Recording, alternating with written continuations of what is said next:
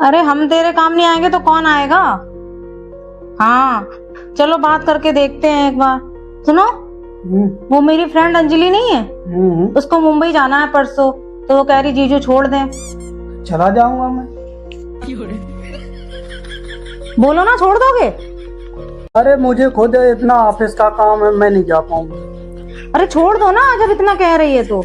अरे नहीं जा पाऊंगा, ऑफिस का काम है, मेरी कमर में भी दर्द है। अरे तो मूव लगा लेना, चले जाओ। अरे मैं नहीं जा पाऊंगा भाई, जब बोल रहा हूँ ना कि ऑफिस का काम है, कमर भी दर्द हो, मैं नहीं जा पाऊंगा। इतना काम ना होता ऑफिस का और तबीयत सही होती तो ये चले जाते साथ में तुम्हारे। क्या करें, अब तुम्हें अकेले ही जाना पड़ेगा। दिक्कत है। ठीक है, हम इसका पति है, हमको सिर्फ फांसी का सजा चाहिए।